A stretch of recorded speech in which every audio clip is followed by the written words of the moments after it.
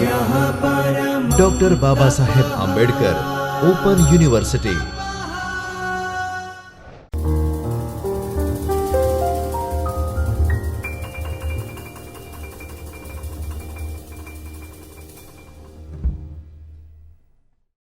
Hello dear students, a very pleasant good evening who is watching me currently.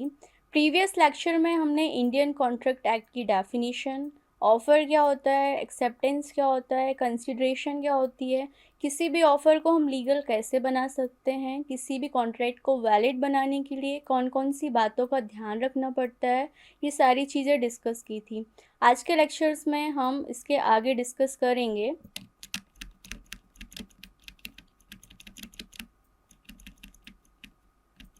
Previous lecture में हमने essential of valid contract तक पढ़ लिया था।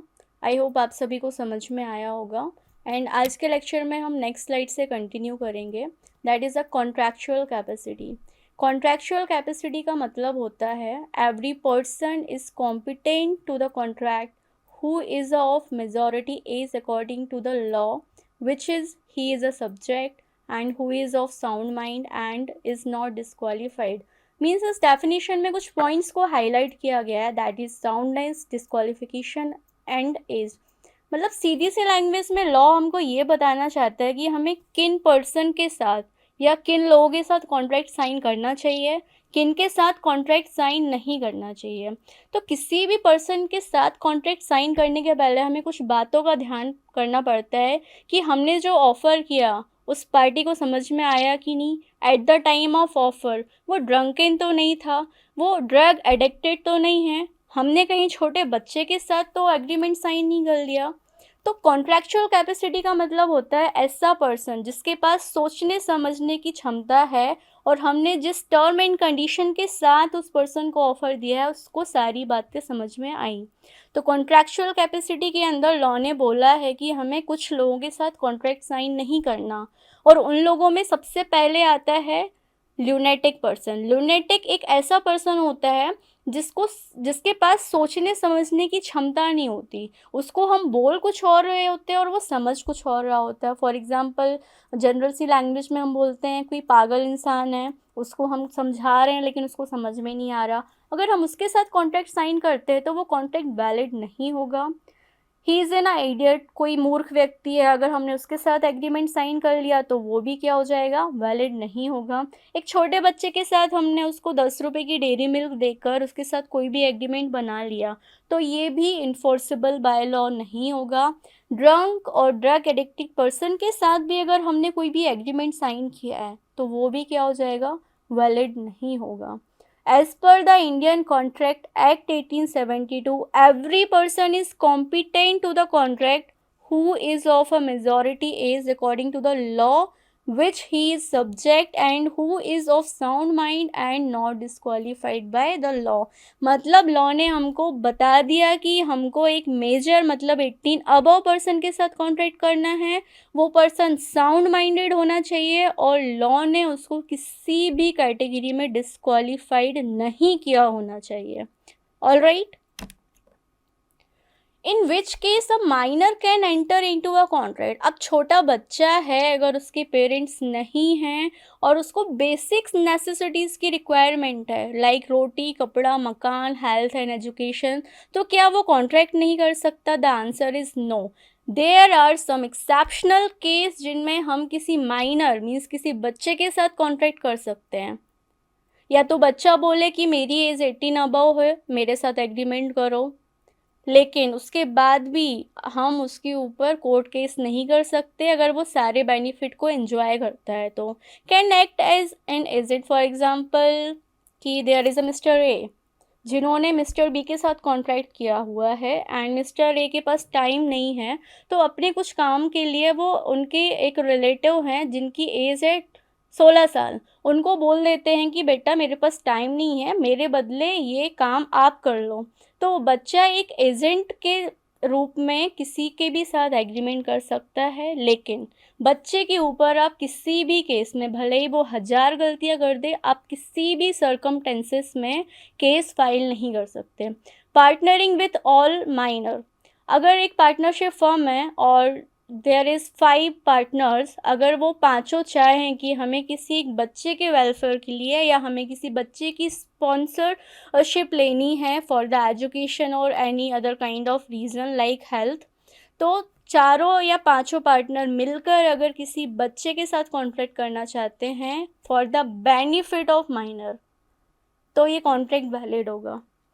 A minor can be a promise not promissory, हम उसको बहुत सारी प्रोमिस कर सकते हैं कि हम आपको फूड, शेल्टर, एजुकेशन, हेल्थ, सारी जो नेसेसिटीज़ हैं आपको प्रोवाइड कराएंगे, लेकिन रिटर्न में हमें कुछ नहीं चाहिए, हम उसको प्रोमिसरी नहीं बना सकते।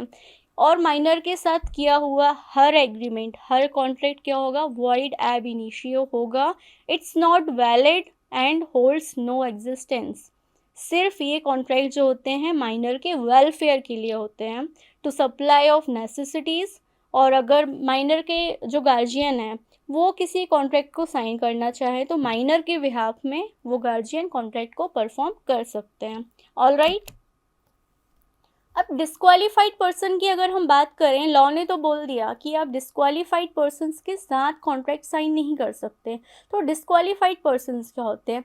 ऐसे person, there are some special category of person who are not allowed to enter into contract by various laws. तो first one is a unsound mind. Unsound mind मतलब साउंडेड माइंडेड नहीं है, वो मीन्स कुछ बोलता कुछ और है करता कुछ और है। Alien enemies means foreigners, foreign sovereigns and nationals, बाहर से आए हुए लोग जो इंडियन लॉ को नहीं जानते। कॉन्विक्ट्स मीन्स अपराधी जो जेल की सज़ा काट रहा है या फिर उसको बेलमेंट पीरियड पर रखा गया है। Insolvent means bankrupt people, for example Vijay Mallya, नाम तो सुना ही होगा, जिसने बैंक से बहुत सारा लोन लिया हुआ था और उसने बैंक का कर्जा नहीं चुकाया, तो उसके साथ भी अगर आप कोई कॉन्ट्रैक्ट साइन करोगे तो वो भी वैलिड नहीं कहलाएगा। क्यों? क्योंकि वो पर्सन बैंक करप्ट है, जिसने बैंक का कर्जा नहीं चुकाया, वो आपके कॉन्ट्रैक्ट को क्या ही परफॉर्म करेगा। तो पर्सन ऑफ अनसाउंड माइंड की डेफिनेशन दी है, as per the Indian contract act a person is said to be sound mind for making a contract if at the time when he makes it he is capable to understand the term of contract and can form his judgment to its effect on his interest।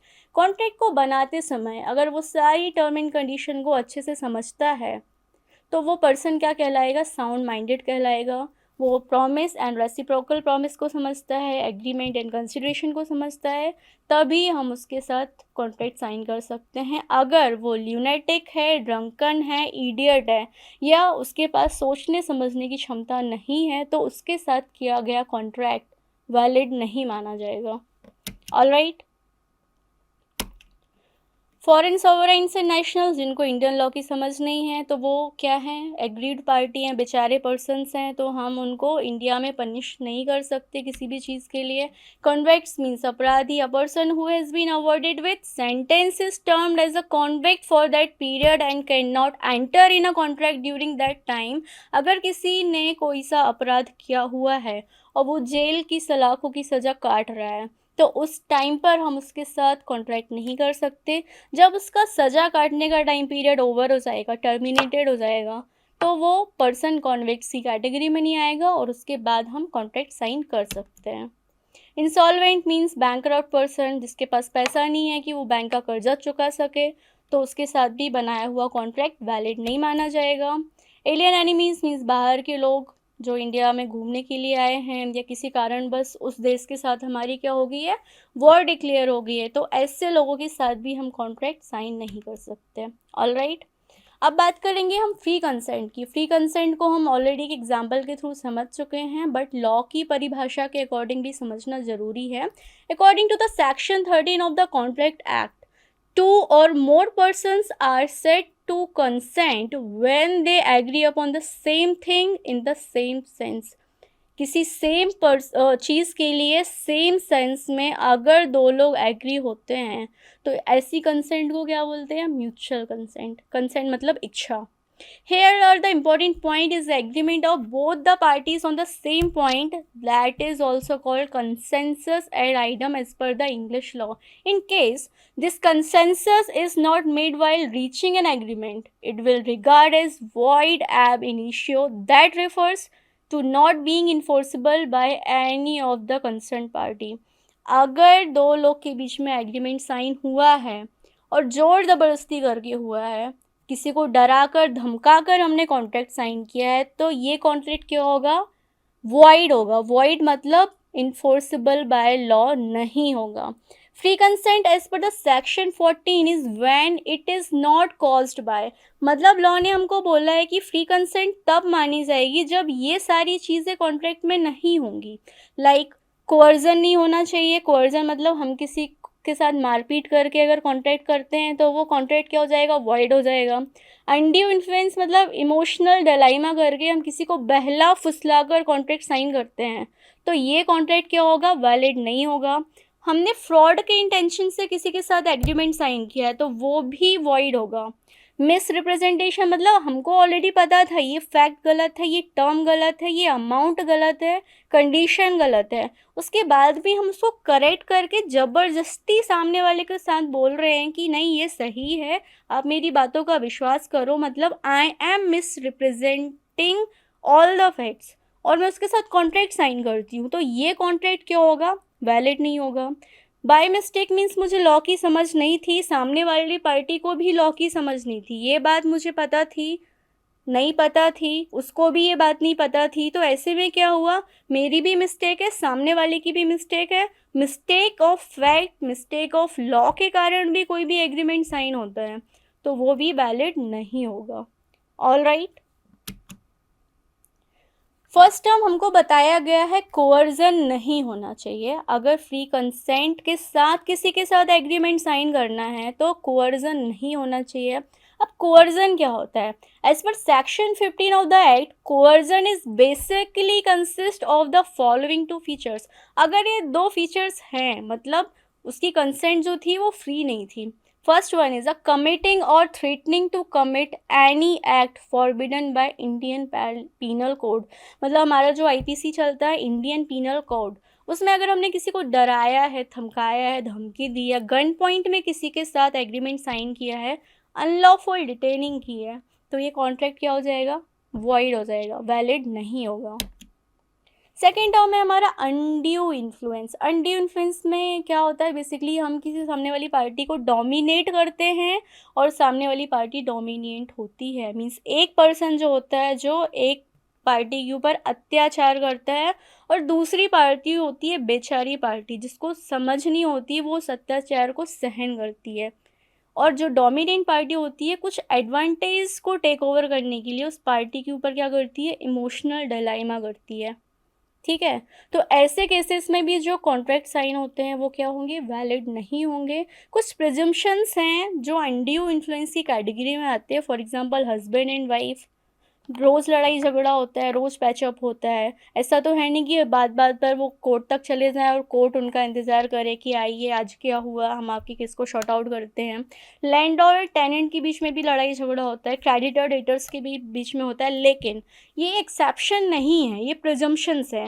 अगर वही husband wife को divorce लेना हो तो वो तो court तक जाएंगे ऑफ कोर्स। तो दोनों केसेस में डिफरेंस क्या है? दोनों केसेस में डिफरेंस है लीगल रिलेशनशिप का। आई होप आपको समझ में आया होगा कि मैं क्या कहना चाहती हूँ। अनड्यू इन्फ्लुएंस में बेसिकली ये होता है कि एक पार्टी डोमिनेंट होती है, दूसरी पार्टी एग्रीव्ड होती है, और डोमिनेंट पार्टी कुछ एडवांटेजेस लेने के लिए एग्रीव्ड पार्टी को क्या करती है? इमोशनल करती है कि आप एग्रीमेंट साइन करो। राइट। नेक्स्ट टर्म है फ्रॉड। फ्रॉड मीन्स धोखा।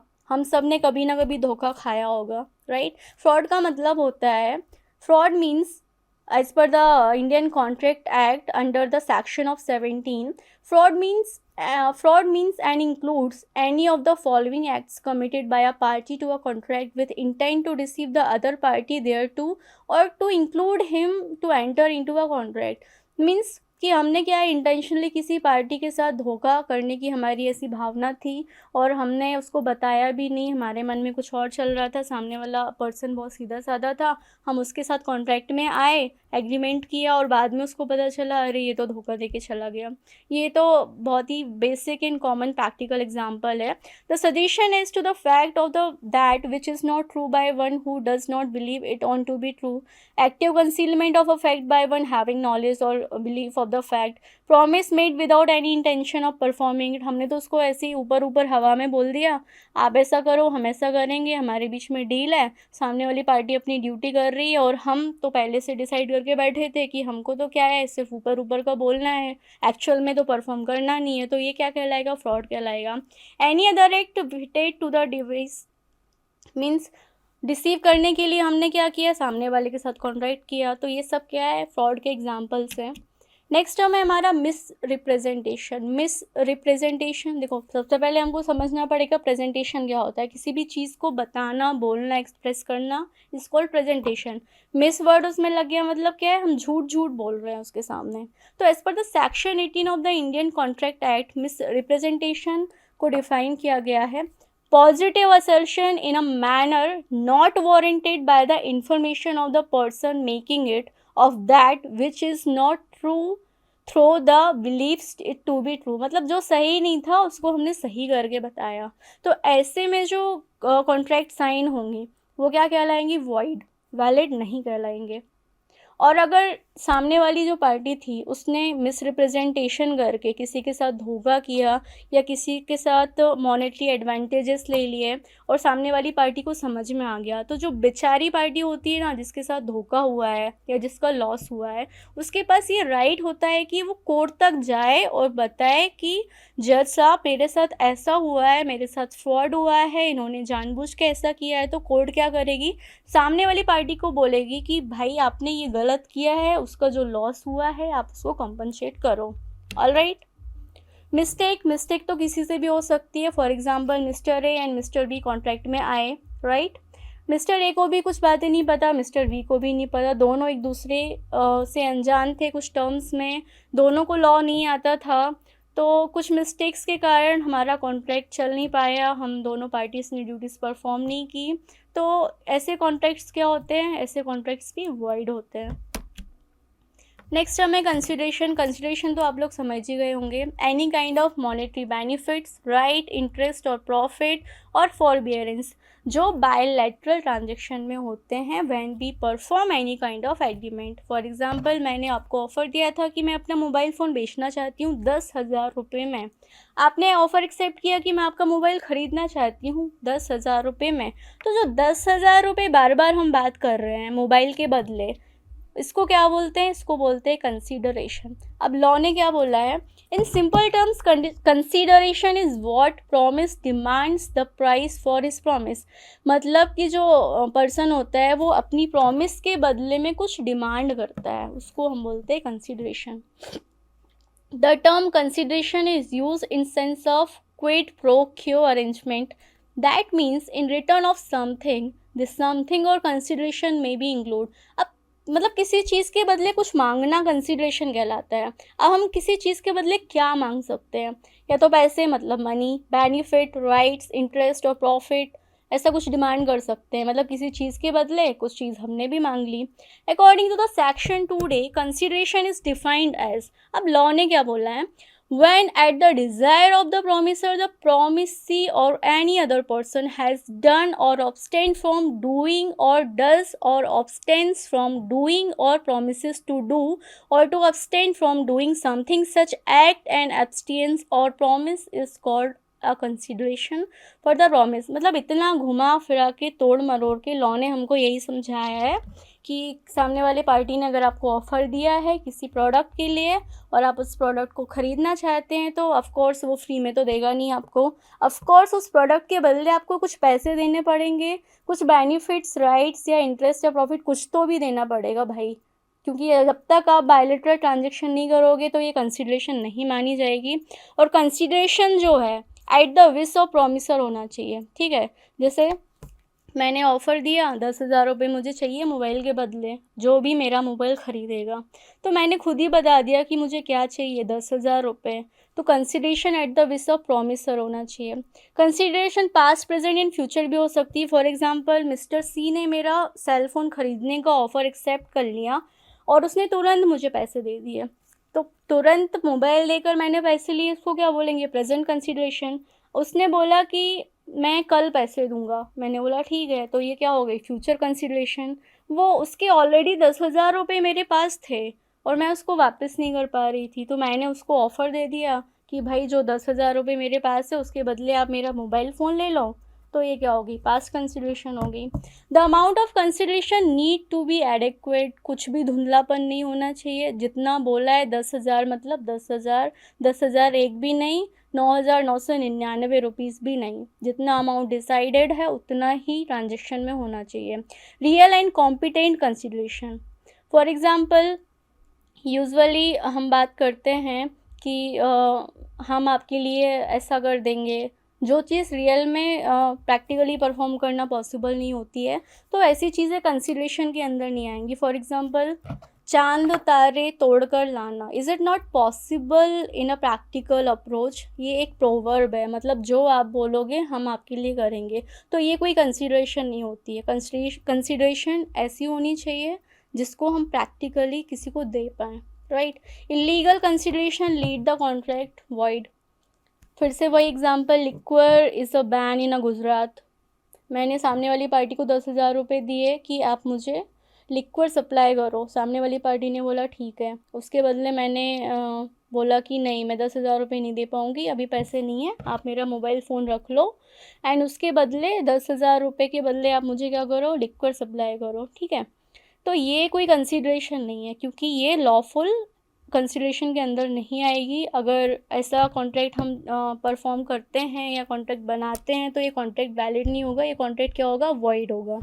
ऑलराइट, नेक्स्ट टर्म है हमारा लॉफुल ऑब्जेक्ट। बार बार हम एक ही बात पे फोकस कर रहे हैं कि लॉफुल एक्टिविटीज़ होना चाहिए, लॉफुल कंसिडरेशन होना चाहिए। लॉफुल ऑब्जेक्ट्स क्या होते हैं? For an agreement to be eligible in the court of law, it is important that it consideration and object should be lawful. Means हमने जिस पर्पज़ के लिए कॉन्ट्रैक्ट बनाया है वो लॉ के दायरे में आना चाहिए। हम कोई भी अनवेलफेयर वाली चीज़ों के लिए हम कॉन्ट्रैक्ट साइन नहीं कर सकते। कोई भी कॉन्ट्रैक्ट हम बना रहे हैं तो वो हमारी सोसाइटी के बेनिफिट के लिए होना चाहिए, लॉ के अगेंस्ट नहीं जाना चाहिए। वही लिक्विड सप्लाई वाला एग्जांपल लॉ के अगेंस्ट जा रहा है, बॉम्ब बनाने वाला एग्जांपल भी लॉ के अगेंस्ट जाएगा, क्योंकि ये सोसाइटी के वेलफेयर के लिए नहीं है। Following are the cases in which an agreement become unlawful. कुछ केसेस हमें लॉ ने बताए हैं कि वो लॉफुल नहीं है। जिस चीज़ के लिए लॉ ने मना किया है, अगर वो एक्टिविटी करेंगे तो वो लॉफुल ऑब्जेक्ट नहीं होगा। When provision of law stands defeated due to the nature of consideration और ऑब्जेक्ट। लॉ ने प्रोहिबिटेड कर दिया, यहाँ पर रिस्ट्रिक्शन लगा दिया, फिर भी हम वो सारे एग्रीमेंट्स पे साइन कर रहे हैं, तो वो अनलॉफुल ऑब्जेक्ट्स कहलाएंगे। In case the intention of an agreement is defraud something, fraud करेंगे तो वो भी लॉफुल ऑब्जेक्ट नहीं है। देयर आर सब term and condition which we must know about while making any kind of contract. Next term है हमारा discharge of contract. अब कोई भी कॉन्ट्रैक्ट डिस्चार्ज कैसे होता है? डिस्चार्ज का मतलब है ख़त्म, duty of. The discharge is and its related provisions are covered under Section 73 to Section 75 of the Indian Contract Act. किसी भी कॉन्ट्रैक्ट को हम ख़त्म कैसे करेंगे? ऑफ कोर्स सबसे पहले तो बाय परफॉर्मेंस। मुझे मोबाइल बेचना था, सामने वाली पार्टी को मोबाइल ख़रीदना था, मैंने मोबाइल दिया, उसने 10,000 रुपये दिए, बायलैटरल ट्रांजेक्शन हुआ, कॉन्ट्रैक्ट ओवर। फिर हम दूसरी चीज़ों के लिए कॉन्ट्रैक्ट बनाएंगे। By tender means lapse of time. मैंने ऑफ़र दिया 3 दिन के अंदर मुझे मोबाइल बेचना है, जिसको भी ख़रीदना है वो अपनी इच्छा जाहिर करें 10,000 रुपये में, ठीक है। 3 दिन हो गया, किसी ने ऑफ़र एक्सेप्ट ही नहीं किया या किसी ने एक्सेप्ट कर लिया, तो due to lapse of time और कॉन्ट्रैक्ट क्या होगा, डिस्चार्ज हो जाएगा। थ्रू म्यूचुअल कंसेंट मीन्स दोनों पार्टीज़ आपस में डिस्कशन करके कॉन्ट्रैक्ट को ख़त्म करना चाहती हैं। कैसे कर सकती हैं? नोवेशन मतलब पुराने कॉन्ट्रैक्ट के बदले में हमने नया कॉन्ट्रैक्ट बना दिया। रेसिशन मतलब कुछ टर्म एंड कंडीशंस को हमने कैंसिल कर दिया। ऑल्टरेशन मतलब कॉन्ट्रैक्ट की टर्म एंड कंडीशंस को ही बदल दिया। रिमिशन मतलब हमने थोड़ी सी छूट दे दी। वे मतलब जैसे for example there are lots of farmers who takes loan from the particular bank, right. Bank से अगर आप लोन ले रहे हो, ठीक है, यू आर अ फार्मर, लेकिन आप लोन को चुका नहीं पा रहे हो, ऑल राइट, तो बैंक क्या करेगी, आपसे एक्स्ट्रा अमाउंट या एक्स्ट्रा इंटरेस्ट चार्ज करेगी, क्योंकि आप लोन पे नहीं कर पा रहे हो। लेकिन गवर्नमेंट को ऐसा लगा कि मुझे फार्मर्स का जो कर्ज है वो माफ़ करना चाहिए, तो गवर्नमेंट ने डिक्लेरेशन दे दिया कि जिसका भी लोन 2.5 लाख रुपए तक है हम पूरा माफ़ कर देंगे। तो इसको क्या बोलेंगे, वेव करना बोलेंगे। मर्जर, दोनों पार्टीज़ ने म्यूचुअल कंसेंट के साथ कुछ टर्म एंड कंडीशंस को मर्ज कर दिया, तो हमारा जो कॉन्ट्रैक्ट है क्या है वो डिस्चार्ज हो जाएगा। नेक्स्ट है मैम हमारा इम्पॉसिबिलिटी ऑफ परफॉर्मेंस, मीन्स कि कुछ ऐसे सर्कमटेंसेस अराइज हुए कि कॉन्ट्रैक्ट को परफॉर्म करना पॉसिबल ही नहीं है। जैसे इंडिया पाकिस्तान के बीच वॉर डिक्लेयर हो गया और इसके पहले mister A and mister B की क्या थी, एग्रीमेंट साइन हो चुकी थी, लेकिन अब वॉर की कंडीशन आ गई है तो कॉन्ट्रैक्ट ऑटोमेटिकली डिस्चार्ज हो जाएगा। ऑब्जेक्ट डिस्ट्रॉयड, फॉर एग्जांपल मैंने ऑफ़र किया था कि ये मोबाइल फ़ोन में आपको सेल करूँगी और आप 10,000 रुपये में ख़रीदोगे। Due to any other circumstances mobile गिर गया, मोबाइल टूट गया, अब मोबाइल ही नहीं रहा तो कॉन्ट्रैक्ट किस काम का, तो कॉन्ट्रैक्ट क्या होगा, ऑटोमेटिकली डिस्ट्रॉयड हो जाएगा। मैंने ऑफ़र किया था, भगवान ना करे ऐसा हो, आई एम नो मोर, तो जब ऑफरर ही नहीं है तो कॉन्ट्रैक्ट ऑटोमेटिकली डिस्चार्ज हो जाएगा। ऑपरेशन ऑफ लॉ मीन्स कि for example mister A and mister B के बीच कॉन्ट्रैक्ट हुआ था कि हमको पान पराग पान मसाला मीन्स जो माउथ फ्रेशनर थिंग्स आती हैं उस पर हमारी डील हुई थी, ठीक है, 10,000 रुपये में, और डिलीवरी होनी थी 7 दिन बाद। बट गुजरात गवर्नमेंट ने बोला कि नहीं, हमारे स्टेट के अंदर ये सब नहीं चलेगा, हम टोटली बैन करने वाले हैं, ठीक है। तो ऑपरेशन ऑफ लॉ मतलब कोई भी गवर्नमेंट की पॉलिसी या कोई भी पॉलिटिकल स्ट्रक्चर या पॉलिटिकल लीडर की पॉलिसी ऐसी आई कि वो हमारे ऑब्जेक्टिव ऑफ द कॉन्ट्रैक्ट को ख़त्म करना चाहती है, तो भी हम क्या करेंगे, हम तो गवर्नमेंट की ही बात सुनेंगे, क्योंकि हमको सर्वाइव करना है, तो हम उस कॉन्ट्रैक्ट को परफॉर्म नहीं करेंगे, राइट। ब्रीच मतलब तोड़ना, हम दोनों पार्टीज ने सोचा कि बहुत टाइम हो गया एंड हम दोनों पार्टीज अपनी ड्यूटीज़ को परफॉर्म नहीं कर पा रहे हैं, तो we should break out this contract. तो हमने क्या किया, म्यूचुअल कंसेंट से उस कॉन्ट्रैक्ट को ख़त्म कर दिया। ऑल राइट, तो ये सारे तरीक़े हैं जिन तरीक़ों से हम किसी भी कॉन्ट्रैक्ट को क्या कर सकते हैं, ख़त्म कर सकते हैं। इसको हम बोलते हैं डिस्चार्ज ऑफ कॉन्ट्रैक्ट।